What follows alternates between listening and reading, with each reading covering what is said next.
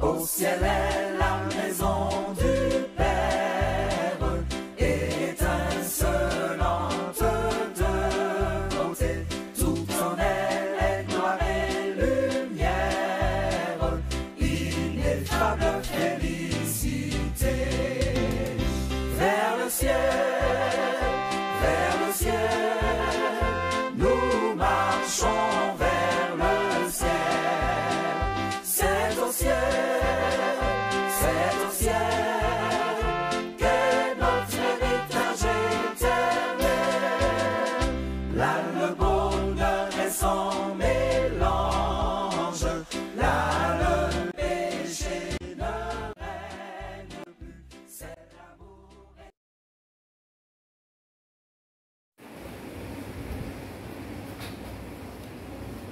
Père, voici tes enfants réunis en ta présence ce matin. Nous t'avons prié, nous avons loué, nous avons adoré. Tout ceci pour toi. Et je crois que tu es au milieu de nous.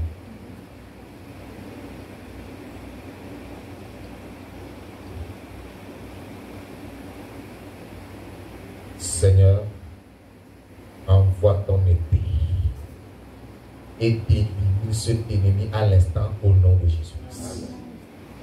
Lui qui veut boucher les oreilles, lui qui veut venir avec la distraction, lui qui veut venir avec la séduction, que ton épée le frappe maintenant et qu'il soit anéanti au nom de Jésus-Christ. Reçois la gloire parce que tu l'as fait.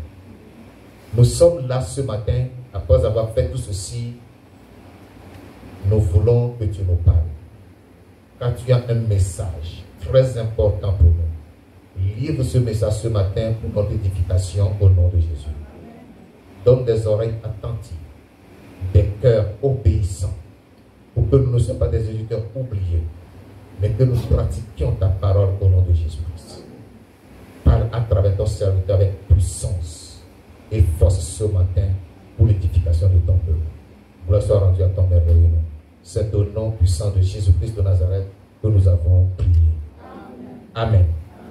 Alléluia. Amen. Alléluia. Amen. Je vous parle ce matin des dérives des temps des derniers jours. Les dérives des temps des derniers jours. Les dérives des temps des derniers jours. Les dérives, c'est quoi? Les égarements. Les égarements. Les excès. Les choses anormales. Des temps de dernier. Excusez-moi.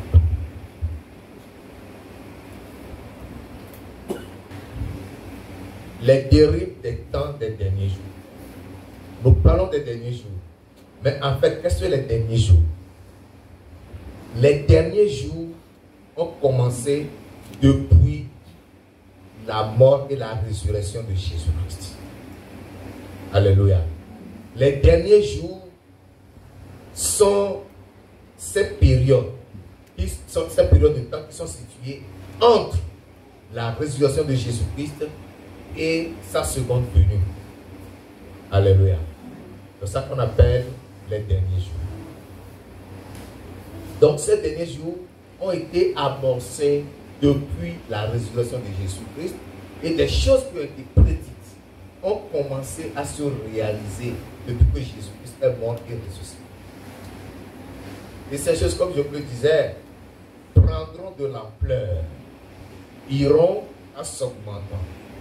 Et ce sont surtout des choses négatives. Et lorsque nous vivons dans un monde où les choses négatives prennent de l'ampleur, c'est que les choses positives disparaissent. Alléluia. Les choses positives disparaissent. C'est comme quelqu'un qui a fait un champ, qui a semé sa bonne semence. Mais lorsqu'il ne va pas dépousser, enlever les mauvaises herbes, que se passe-t-il? Les mauvaises herbes poussent, grandissent et étouffent la bonne semence. La bonne semence finit par disparaître. C'est exactement ce qui se passe. C'est ce qui se passe. La Bible nous parle des temps des derniers jours. Lisons 1 Timothée. 1 Timothée, chapitre 4, première épître de Paul à Timothée, au chapitre 4. Je vais lire du verset 1 au verset 5. Prêtez vraiment attention à la lecture. Ceux qui ont leur Bible, ouvrez et suivez avec moi. Ceux qui n'ont pas la Bible, écoutez très attentivement. Et ce n'est pas bien quand chrétien vient à l'église sans sa Bible. Il faut que chacun ait une Bible pour suivre les lectures que nous faisons. Je lis la parole de Dieu dans 1 Timothée chapitre 4, du verset 1er au verset 5e. Il est écrit: mais l'Esprit dit expressément que dans les derniers temps, quelques-uns abandonneront la foi pour s'attacher à des esprits séducteurs et à des doctrines de démons, par l'hypocrisie de faux docteurs portant la marque de la flétrissure dans leur propre conscience, prescrivant de ne pas se marier, de s'abstenir d'aliments que Dieu a créés pour qu'ils soient pris avec action de grâce par ceux qui sont fidèles et qui ont connu la vérité. Car tout ce que Dieu a créé est bon et rien ne doit être rejeté pourvu qu'on le prenne avec action de grâce, parce que tout est sanctifié par la parole de Dieu et par la prière. Alléluia. Ces derniers temps, ces derniers jours ont commencé depuis le temps de Jésus, depuis sa résurrection, depuis cette époque. Il y a eu la fausseté dans l'église. Il y a eu des faux docteurs, des faux enseignants, des faux prophètes. Et il y en aura encore davantage. Et il y a eu des gens qui abandonnent la foi pour s'attacher à cette doctrine de démons. Lorsque nous parlons de s'attacher à la doctrine de démons, regardez Judas Iscariote. Il était avec son maître, mais à cause de l'argent, il a livré Jésus-Christ. C'est un démon qui lui a dit: l'argent vaut mieux que l'homme que tu vas livrer là. Donc prends l'argent et livre-le. C'est une doctrine de démon. Aujourd'hui, l'amour est devenu comment? L'argent est devenu le Dieu de plusieurs croyants et de plusieurs serviteurs de Dieu. Ils ne peuvent pas prêcher sans parler d'argent. Ils ne peuvent pas faire une phrase sans parler d'argent. Comment faire pour avoir de l'argent? Doctrine de démon. Ça envahit le monde aujourd'hui. Et on n'arrive plus à montrer la voie du ciel aux pauvres âmes qu'on a devant soi. C'est très dangereux. Il est vrai, l'œuvre de Dieu ne peut pas se faire avec l'argent. Mais lorsque l'argent devient notre priorité, c'est que déjà nous sommes rentrés parmi ces faux docteurs, ces faux prophètes, ces faux pasteurs dont la Bible est en train de nous parler. Et ils vont enseigner des choses pernicieuses ou égarer des gens. Voyons 2 Timothée chapitre 3. 2 Timothée chapitre 3. À partir du verset 1. Je lis. 2 Timothée chapitre 3, à partir du verset 1er.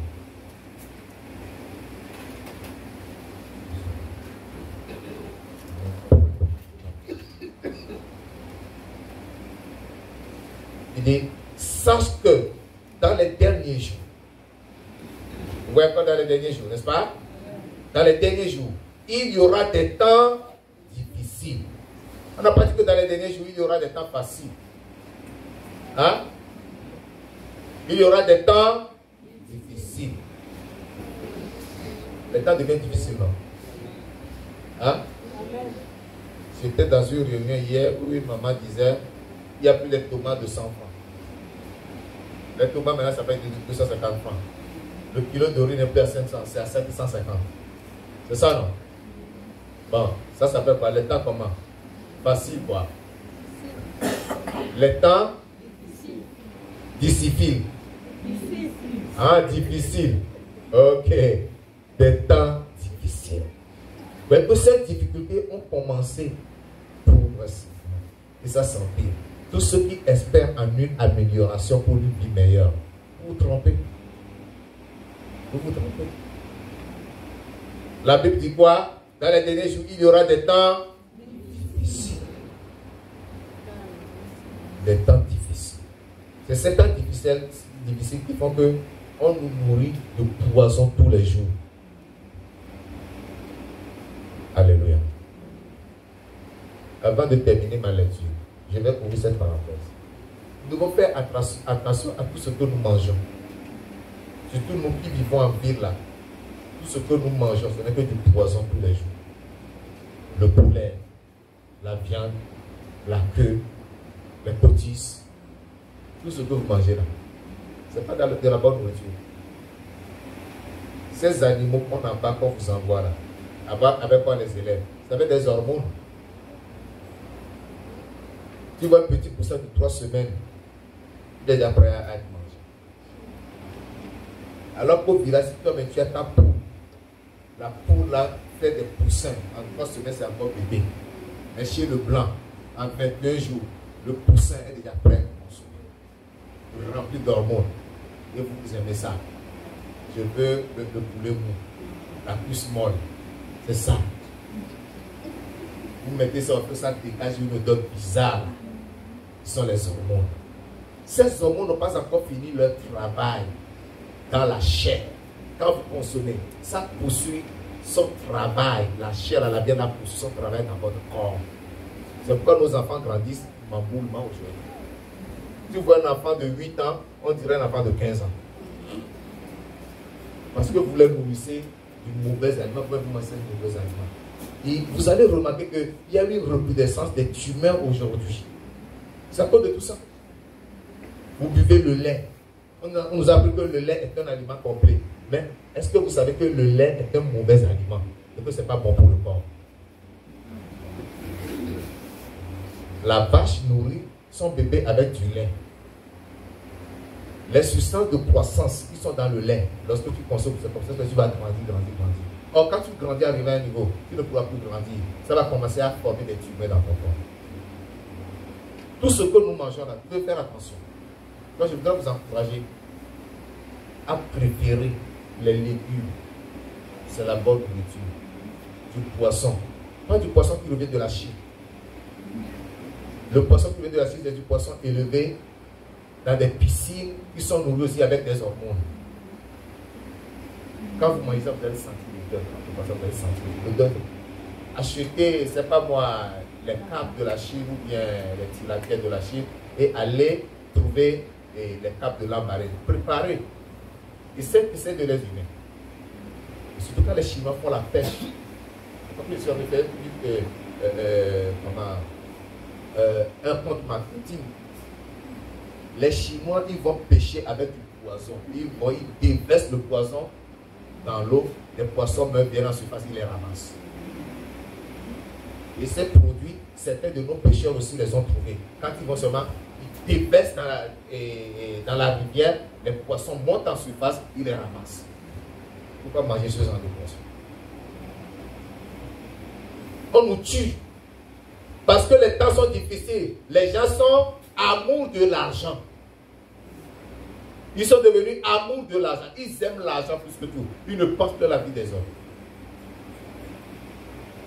Les paysans qui sont conscients, ils cultivent avec de l'engrais.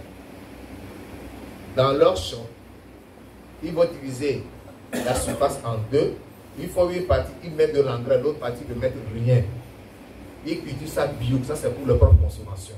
Ce qui est avec engrais, c'est ça qu'ils envoient au marché. Ça s'appelle quoi? De l'égoïsme. Je continue ma lecture. Dit, sache que dans les derniers jours, il y aura des temps difficiles.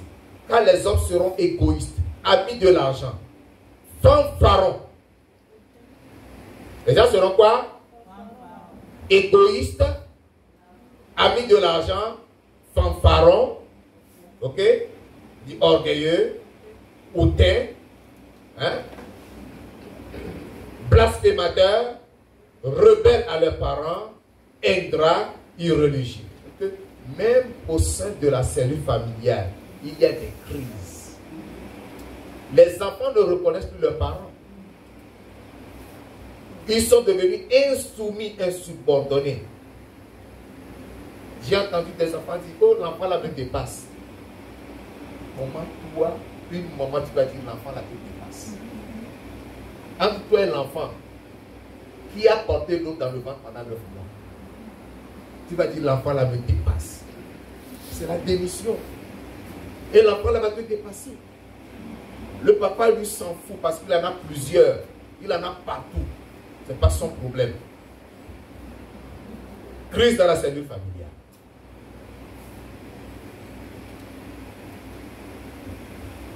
Rebelles à leurs parents, ingrats, irreligieux. Irreligieux, c'est-à-dire que la religion aujourd'hui a foutu le camp. Ça n'existe plus. Je vais vous dire quelque chose que j'ai dit à ceux qui étaient avec moi hier. Je vais vous dire ça après. Insensible, indifférent total, déloyaux de fidélité, les femmes déloyales vis-à-vis des maris, les maris déloyaux vis-à-vis des femmes. Chacun trompe chacun, chacun trompe chacun. Tout le monde se trompe. Calomniateur, noircir la personne, intempérant, on ne se contrôle plus, on ne contrôle plus son tempérament. Cruel, la méchanceté, les atrocités, ennemi des gens de bien, traître, on se trahit pour gagner de l'argent, pour gagner la position, pour gagner la place. Emporté, enflé d'orgueil, aimant le plaisir plus que Dieu. Ayant l'apparence de la piété, mais reniant ce qui en fait la force. Quand tu les vois, on dira, oh, quel bon chrétien. Alors il n'arrive pas à démontrer la puissance de Dieu qui donne la victoire sur le péché. Il tolère le péché. Pour lui boire, se bagarrer, aimer l'argent, commettre la fornication. Ce n'est plus péché. Tu es autorisé à le faire parce que le prétexte c'est quoi? C'est que Jésus est déjà mort pour tous ses péchés. Tes péchés passés, présents et futurs, Jésus s'est déjà livré pour que tu peux te commettre de péché. Il n'y a pas de problème. Il n'y a plus de péché pour toi. C'est ça. C'est ça. Ces enseignements pullulent partout aujourd'hui et des gens aiment rester dans ces endroits. Or, la Bible dit, recherchez la paix avec tous et la sanctification, sans laquelle personne ne verra le Seigneur. Et que celui qui croit être debout, prenne garde de tomber. Alors, quelle est la place de ces avertissements? Si Jésus s'est déjà sacrifié pour tous les péchés passés, présents et futurs, et que moi j'ai le droit de commettre le péché. Quel est le sens de ces versets dans la Bible? Pourquoi ces versets sont concrets? Faites attention. N'écoutez pas n'importe quoi, ne suivez pas n'importe quoi. Ayant l'apparence de la piété, mais reniant ce qui en fait la force, et l'auteur de ces hommes-là. Et il en est parmi eux qui s'introduisent dans les maisons et qui captivent des femmes d'un esprit faible et borné, chargées de péchés, agitées par des passions de toute espèce, apprenant toujours et ne pouvant jamais arriver à la connaissance de la vérité. De même que Janès et Jambres s'opposèrent à Moïse, de même ces hommes s'opposent à la vérité, étant corrompus d'entendement, réprouvés en ce qui concerne la foi. Mais ils ne feront pas de plus grand progrès, car leur folie sera manifeste pour tous, comme le fut celle de ces deux hommes. Alléluia. Alléluia. Amen. Ces deux passages décrivent les réalités des temps de la fin ou des temps des derniers jours. Et nous sommes déjà dans ces derniers jours. N'oubliez pas que je vous ai enseigné ici sur les signes précurseurs, les signes qui annoncent la venue de Jésus-Christ. Les mêmes signes que nous lisons ici font partie de ces signes précurseurs de la venue de Jésus-Christ. Lorsque nous voyons toutes ces choses sous les yeux, c'est que Jésus-Christ est déjà proche. Il est à la porte. Nous devons faire très attention. Le monde devient de plus en plus dangereux. Et vous dites, le dehors est Comment? Le dehors est mauvais. C'est lorsque tu es dans ta maison, tu t'enfermes là que tu es en sécurité. Regardez tout ce que la Bible nous révèle. Montrez-moi laquelle de ces choses n'existe pas dans ce monde. Qu'est-ce qui n'existe pas? Est-ce que les hommes ne sont pas égoïstes aujourd'hui? Est-ce que les hommes ne cherchent pas leur intérêt personnel aujourd'hui? Pourquoi des gens se trahissent, se haïssent? Parce qu'on cherche son intérêt personnel. Pourquoi y a-t-il des crimes humains? Des sacrifices humains? Pourquoi il y a ça? C'est parce qu'on veut son intérêt. On veut s'enrichir. On veut grandir. On veut s'imposer. On veut se faire respecter. On veut se faire considérer. On ne veut pas souffrir.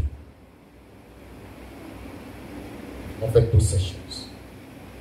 Bien aimé, le temps me manquerait s'il faut que je prenne chaque mot écrit ici pour vous le décortiquer. Mais retenez ceci. Ces mauvaises choses qui se produisent lorsque nous considérons bien ce passage peuvent se répartir comme suit. D'abord,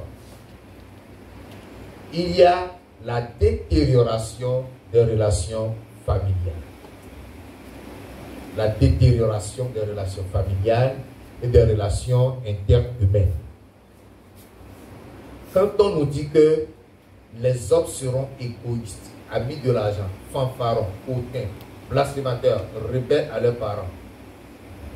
Je m'arrête là pour le moment. Rebelles à leurs parents, c'est qu'il y a détérioration des relations familiales. On nous a appris que se rebeller contre un parent est synonyme de malédiction. Donc aujourd'hui, il est facile aux enfants de se rebeller contre leurs parents. Et il y en a des enfants même qui portent main à leurs parents. Comprenez-moi bien. Quand je parle de rébellion contre les parents, je ne dis pas d'être complice avec vos parents dans les mauvaises choses. Quand ton parent veut t'associer à une mauvaise chose, fais lui comprendre, moi je suis chrétien, ça je ne peux pas le faire. Qui me comprend? Qui me comprend? Il faut faire la différence. Ça, ce n'est pas la rébellion. Ton père t'appelle, va me payer dans le retard. Et tu vas payer. Tu deviens son partenaire de péché. Parce que toi, tu es chrétien, toi-même, tu ne dois pas. Alléluia. Pourquoi tu vas lui payer ça? Tu veux l'aider à aller en enfer, c'est ça? Son âme le salut de son âme ne te préoccupe pas. Voilà des choses. Il va aller chez le marabout, dit accompagne-moi chez le marabout, tu vas aller t'asseoir pour l'assister. On va te donner quelque chose à boire. Mais c'est papa qui m'a dit de l'accompagner. Si tu lui dis non dans ce cas, ce n'est pas la rébellion. Alléluia. Alléluia. Amen. Okay. Hier, j'étais avec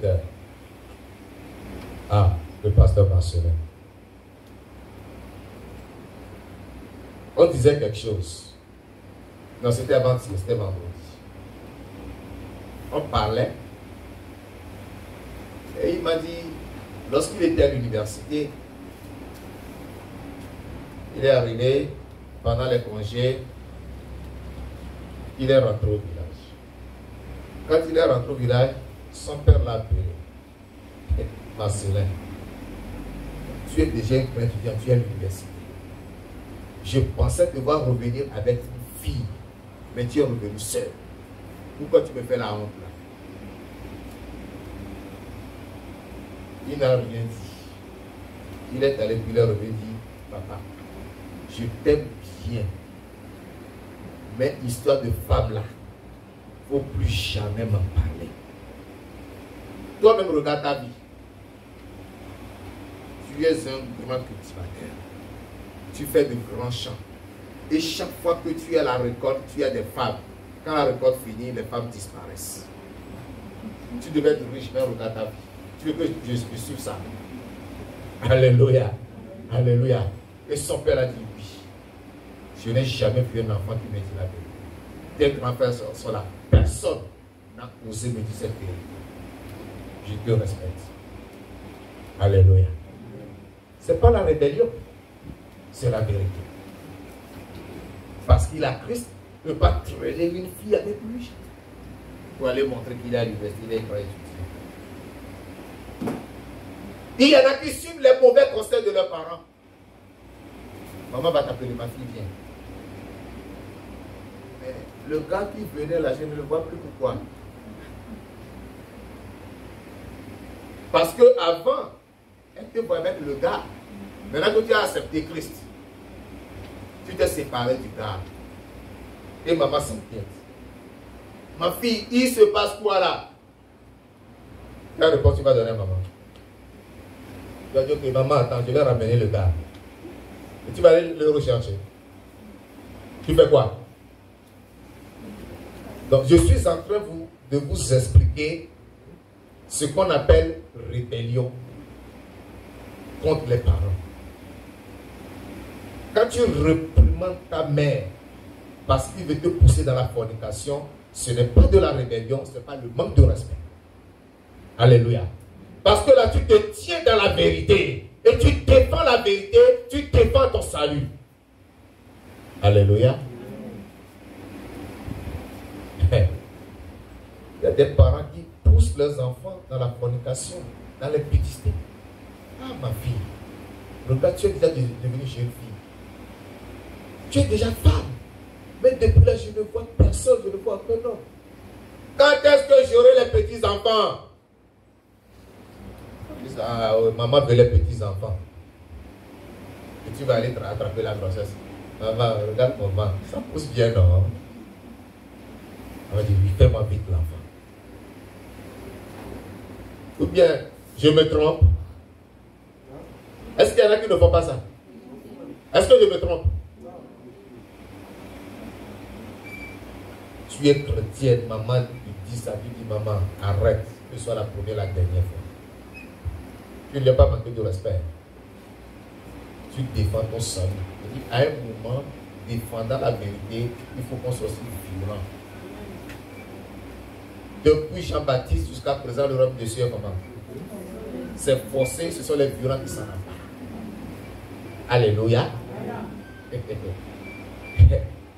La détérioration des relations familiales et interhumaines. Les enfants seront rebelles à leurs parents. Il y a la vraie rébellion. Il y a la vraie rébellion. On s'oppose à la bonne éducation. On s'insurge contre les bons conseils des parents. Oh, mon fils, tu es resté tard dans la rue, c'est pas bon. C'est pas bon. Qu'est-ce que tu fais? C'est dangereux pour toi. Papa, tu me fous le corps. Moi, je suis jeune, tu as bien fini ta vie, c'est maintenant que moi je fais ma vie. Ça s'appelle la rébellion. Ma fille, non, la vie que tu mènes là, c'est pas bon. Tu n'as pas encore l'âge. Je vois des hommes, tu es parmi les hommes tous les jours. Arrête ça. Maman, laisse, c'est ma vie. Ça s'appelle la rébellion. Alléluia. Ça s'appelle la rébellion. Lorsque le parent te met sur la bonne voie et que toi tu t'opposes, ça s'appelle la rébellion.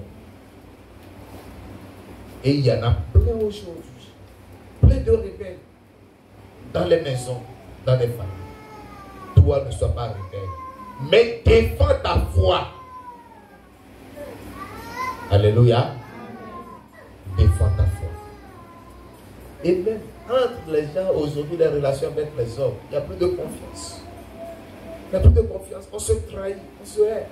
On cherche son intérêt. On devient orgueilleux. On devient égoïste. On cherche son intérêt. On ne se soucie plus de l'autre. Ah. Il y a ensuite la dégradation de la vie religieuse. La dégradation. Les gens seront irreligieux. Si vous avez l'habitude de parler de Dieu à des gens, vous allez voir que lorsque vous entamez le sujet, il a attrapent au vol. Et c'est eux qui vous parlent de Dieu, qui vous évangélisent. Mais regardez bien leur vie. Leur vie est exactement le contraire de ce qu'ils vous racontent. Des gens impies qui ont l'apparence de la piété, mais qui relient ce qui en fait la force. C'est ça que je dis que ces gens sont ceux qui tolèrent le mal, le péché. Parce qu'ils sont dedans, ils disent que non, c'est pas mauvais pour le chrétien. Tu peux mentir, tu peux voler, tu peux forniquer, tu peux boire.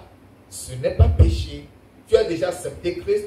Jésus est déjà mort pour tes anciens péchés, pour les péchés que tu commettras maintenant et pour les péchés que tu commettras après.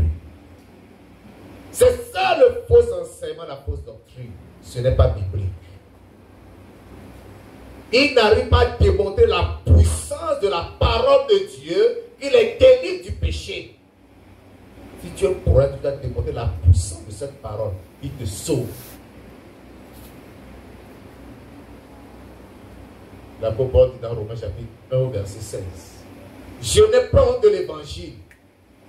Alléluia. Je n'ai pas honte de l'évangile. Je n'ai pas honte de l'évangile. Mais c'est une puissance de Dieu pour le salut de quiconque croit. Alléluia. L'évangile, c'est la puissance de Dieu pour le salut de quiconque croit. C'est-à-dire que l'évangile te donne le pouvoir de vaincre le péché. Si toi, la parole que tu écoutes, la parole que tu reçois, la parole que tu crois, ne te donne pas le pouvoir de vaincre le péché, c'est que tu as l'apparence de la piété, mais tu relis ce qui en fait la force. Tu n'as pas encore accepté cette parole. La parole en toi te donne le pouvoir de triompher du péché. Alléluia. Amen.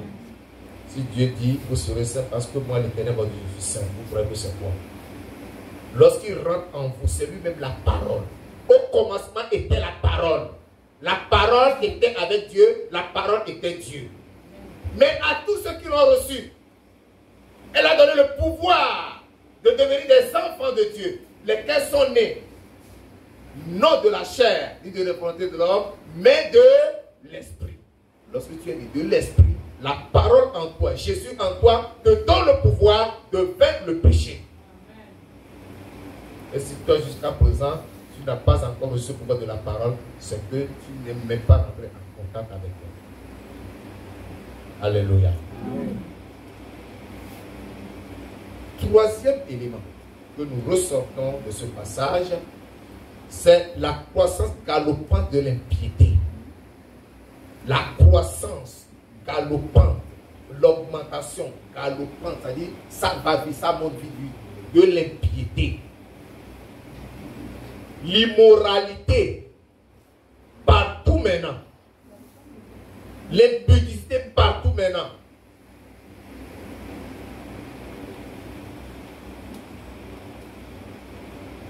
Les gens n'aiment pas la vérité. Les gens n'aiment pas qu'on leur dise ce que tu fais, c'est pas bon.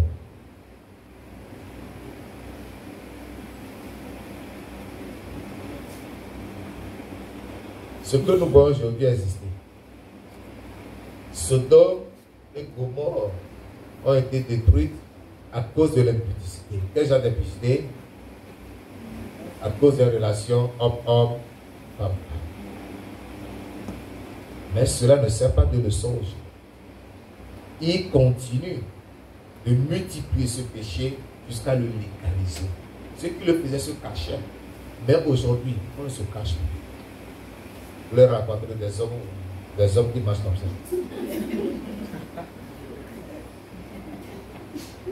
Et il y a de ces femmes, quand vous les voyez, on dirait des hommes. Elles marchent la poitrine dégagée.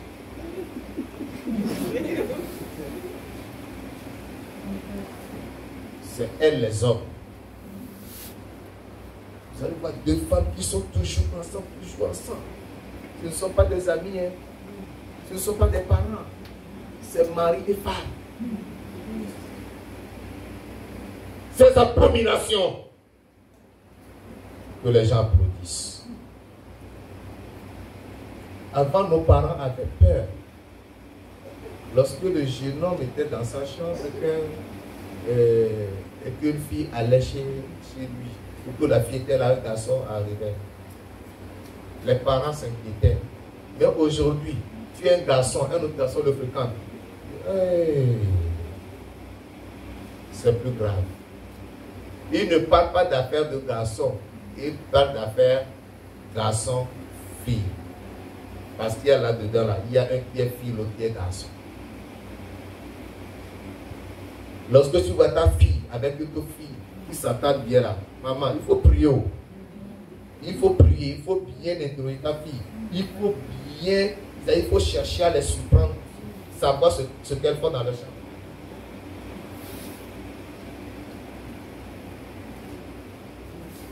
L'impiété, sous toutes ses formes. C'est comme si aujourd'hui, lorsque ta fille est toujours avec un garçon, tu es plus rassuré qu'elle soit avec une autre fille. Hein? Et apparemment, c'est cette impression qu'on a. Mais lorsqu'on se trompe, on a besoin de la prière. Et que les jeunes comprennent que l'acte sexuel en dehors du mariage s'appelle le péché. Un garçon ne t'a pas doté, un garçon ne t'a pas poussé. Tu vas mettre, tu fais ta vie. Toi, garçon, tu soulèves une fille sans le pousser, sans la doter. C'est le péché. Et la Bible dit quoi? Dehors les chiens, les fornicateurs, les enchanteurs, les idolâtres et tous les menteurs, ceux qui aiment et pratiquent le mensonge. Votre part n'est pas dans le royaume, mais ça dans les temps de feu et de souffle. Je vais changer. Il y a une croissance galopante de l'impudicité. Au point que les enfants n'ont plus froid aux yeux aujourd'hui devant leurs parents. Ils peuvent parler des choses des adultes et avoir des comportements des parents devant les parents. Vous comprenez ce que je dis? Nous, quand on était à l'école, quelle que soit l'affinité ou la relation que tu as avec le sexe opposé devant les enseignants, on ne le manifeste jamais. Donc, je dois voir la fille et le garçon qui marchent bras dessous, ils passent devant les enseignants, ils passent devant l'administration, ils n'ont pas froid aux yeux. La Bible nous dit que quoi? Dans les derniers jours, il y aura des temps comment? Des temps difficiles. C'est ça aussi la difficulté des temps. C'est ça aussi la difficulté des temps. Ce qu'on faisait en cachette, loin des yeux des parents aujourd'hui, on le fait devant les parents, devant les supérieurs, devant les enseignants. Et personne n'a le droit de parler. Vous voyez ce qui s'est passé au souverain du lycée technique. Je ne sais pas ce qu'il a dit à cet enfant. Il vient cagouler, il s'attaque au souverain. Peut-être le souverain lui a dit, hé, arrête ça. On dirait que j'aurais appris que ils sont venus cagouler, ils sont rentrés dans une salle, ils commencent à demander, à ordonner aux élèves de sortir. Et le souverain était intervenu, alors le souverain n'avait pas le droit. C'est quelque chose comme ça. La violence aujourd'hui, les relations interhumaines sont complètement détruites, détériorées. L'impudicité.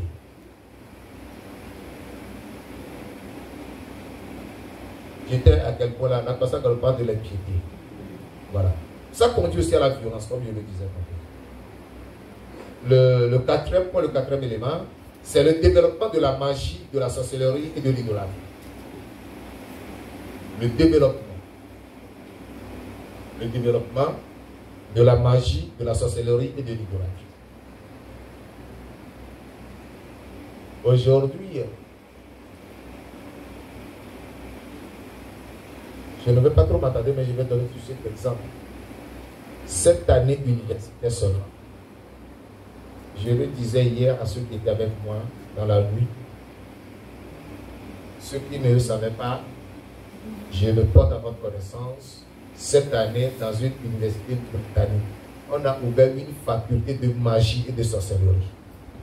Et tu rentres dans cette faculté, c'est pour aller étudier la magie et la sorcellerie. Ce n'est pas pour aller apprendre le management, la gestion, l'entrepreneuriat, c'est pas moi, l'économie, étudier, en tout cas tout ce qu'on peut étudier à l'école ou exercer un métier dans la vie, mais c'est pour aller apprendre à devenir un grand magicien, aller apprendre à devenir un grand sorcier. Quelqu'un dit, où vont-nous? Où vont-nous? Vous voyez où nous sommes arrivés? Les gens vont apprendre. Il y a des enseignants qui vont enseigner uniquement ça.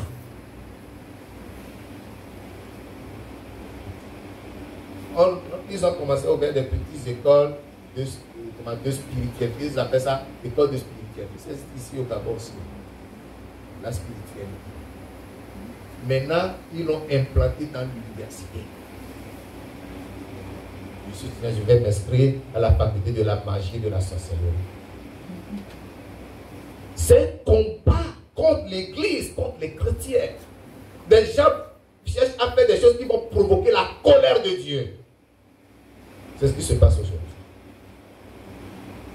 C'est de la même manière que les sorciers rentrent dans l'Église. Ils s'enseignent doucement pour détruire l'Église, pour s'attaquer aux membres de l'Église, pour s'attaquer aux pasteurs. Je vous aime tous, mais je ne sais pas qui est sorcier parmi vous. Mais le feu de mon Dieu consomme cette personne tous les jours au nom de Jésus. Tu ne pourras pas prospérer. Tes projets vont échouer. Au nom de Jésus-Christ. Alléluia. Ils sont là. Vous allez voir une église qui évolue bien, puis du coup, tout le monde dort. Quand on va à l'église, on s'assoit là, prions, on arrive à prier. Le prédicateur a à prêcher, il fait maintenant la lecture.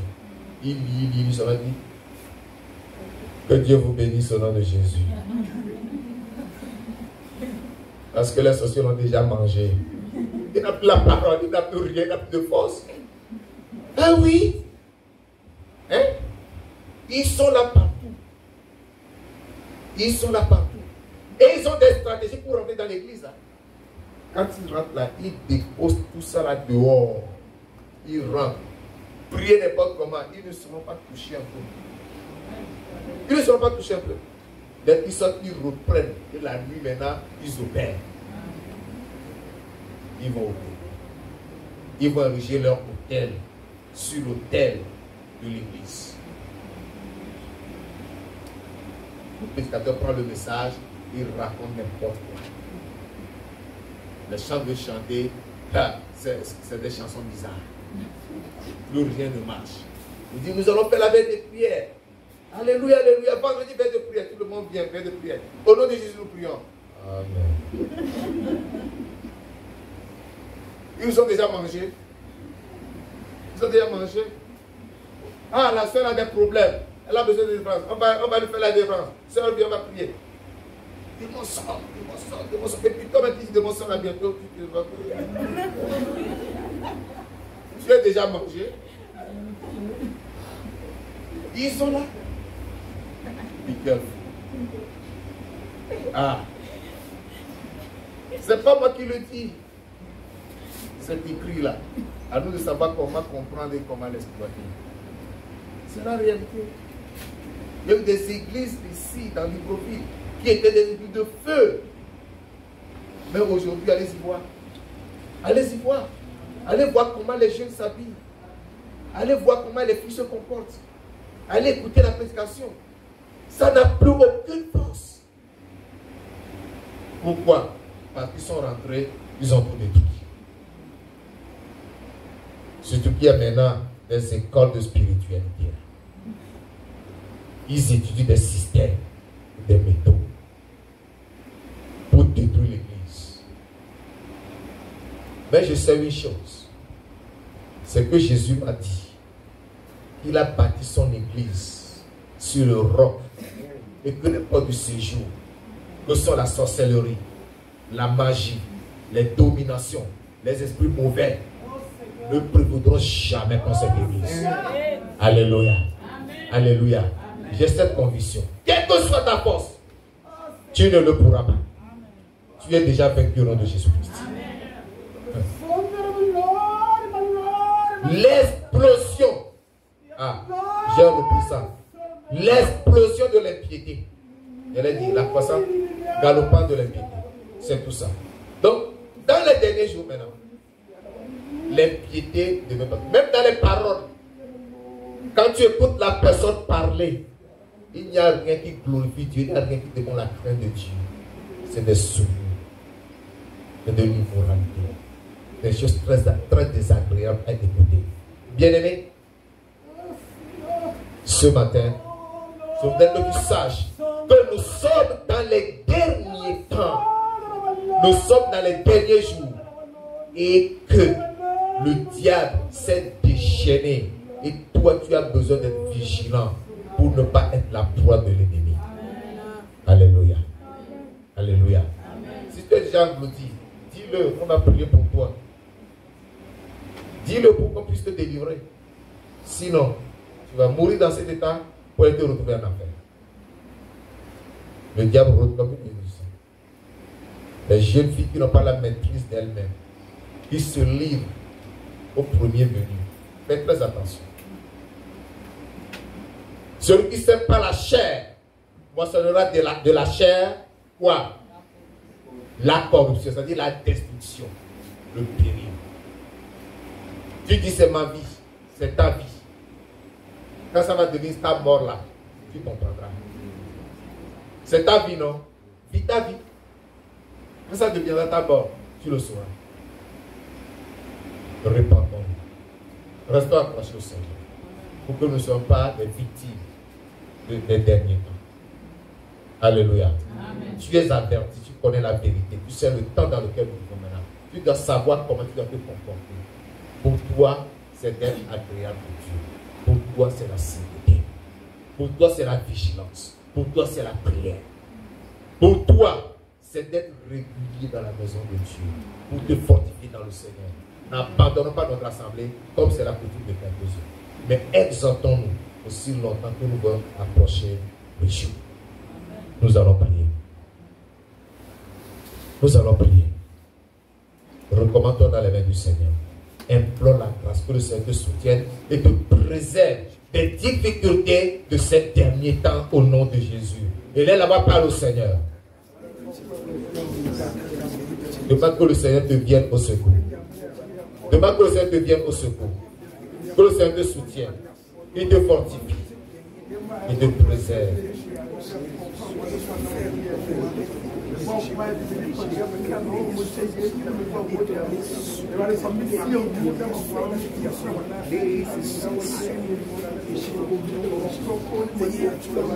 Le péché est là partout.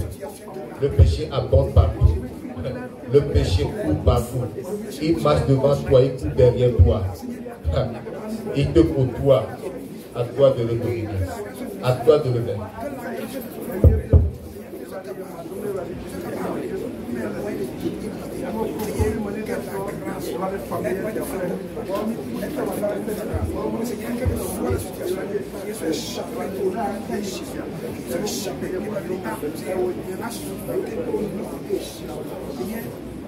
Tu vas te plonger dans le sang de Jésus, que le sang de Christ te couvre. Et tu la barrière autour de toi pour ta sécurité. Que le sang de Jésus soit la sécurité autour de toi pour te préserver des difficultés des derniers temps. Que tu sois éloigné, protégé contre l'égoïsme, la fanfaronnade, l'idolâtrie, la magie, la sorcellerie, l'irréligiosité, l'impiété, l'impudicité.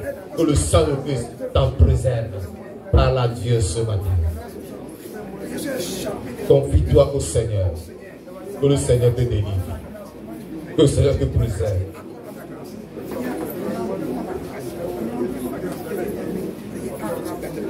Dans ces derniers temps, les hommes avanceront toujours dans le mal. Ils avanceront plus dans le mal. Mais dit, les hommes peuvent avancer dans le mal, mais moi je resterai hors du mal. Je resterai dans la justice. Je demeurerai dans le bien. C'est ce que je pratiquerai. C'est ce qui sera ma vie.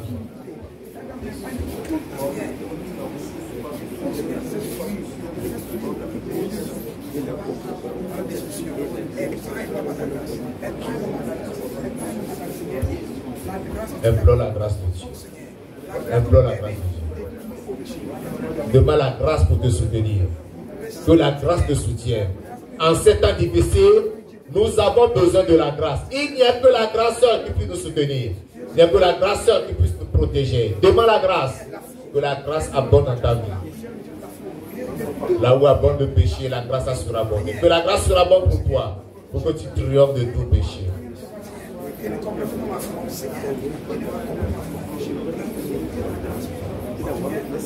Sois prêt à ne pas compromettre ta foi, à ne pas compromettre ta décision, ton engagement. Confie-toi au Seigneur.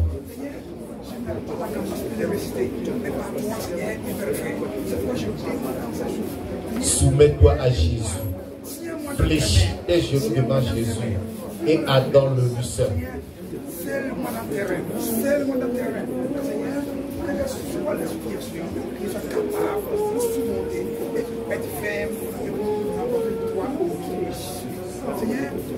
C'est là que nous avons lancé.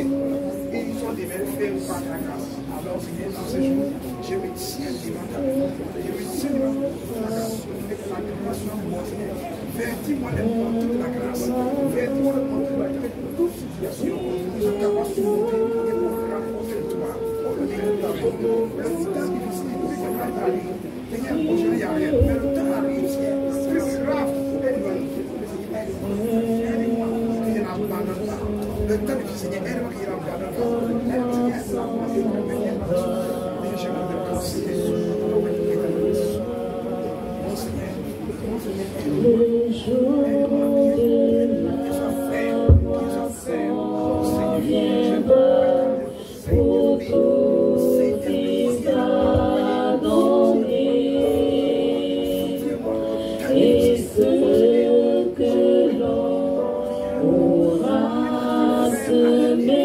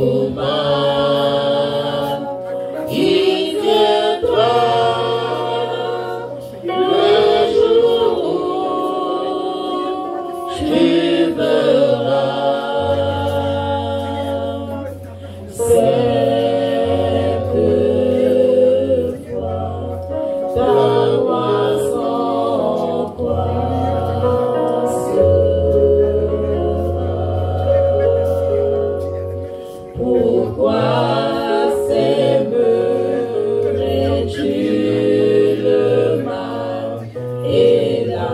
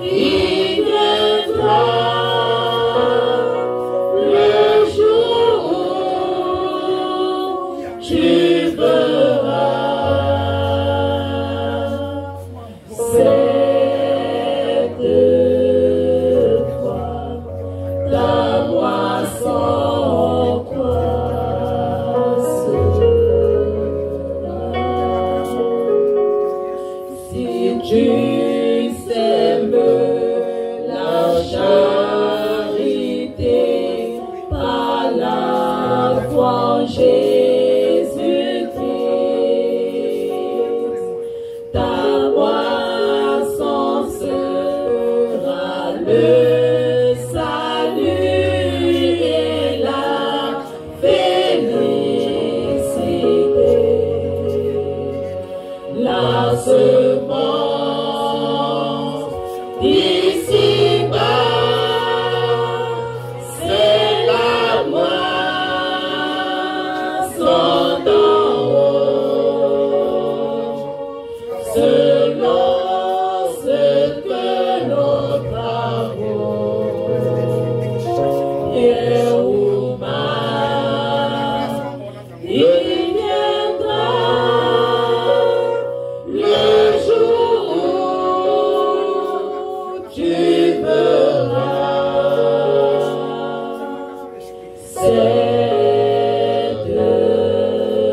fois la moisson croissera.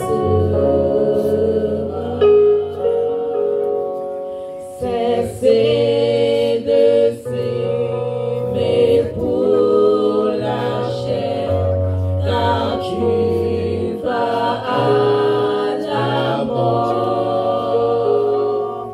La semence a su le sang Jésus ou Lucifer. La semence d'ici-bas, c'est la moisson d'en haut, selon ce que nos travaux, bien ou mal, il viendra le jour où tu verras cette fois ta moisson croissera.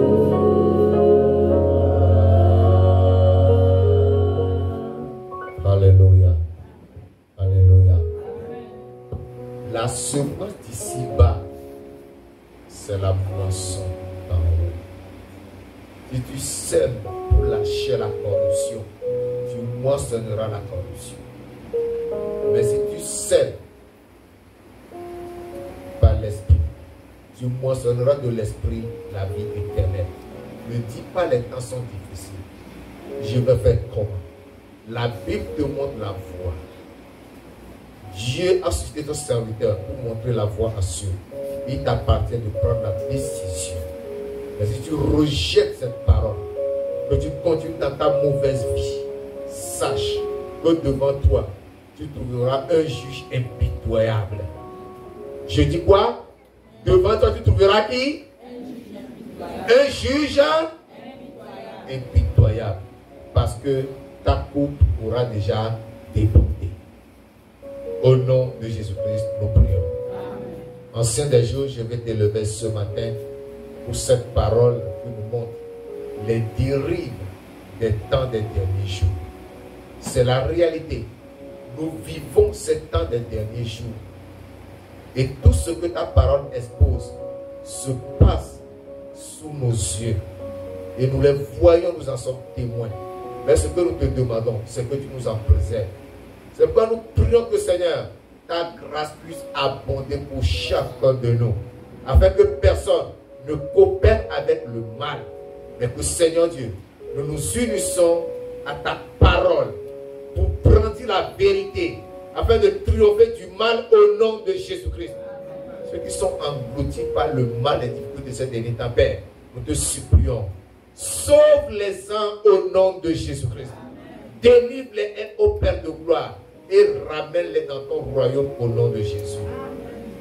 Ta parole dit que là où le péché a surabondé, le péché a abondé, plutôt la grâce a surabondé. Je prie que tu donnes la grâce en surabondance pour que nous puissions vaincre le péché tous les jours de nos vies au nom de Jésus-Christ. Aide tes enfants, Seigneur Dieu, que personne ne soit victime de l'ennemi. Et de paix, chacun puisse lutter pour remporter la victoire sur la chair, sur le monde, sur les difficultés des temps au nom de Jésus. Seigneur, tu es béni parce que tu l'as accompli. Gloire et louange te soient rendues. C'est au nom de Jésus de Nazareth que nous avons prié. Amen. Assez, que Dieu vous bénisse.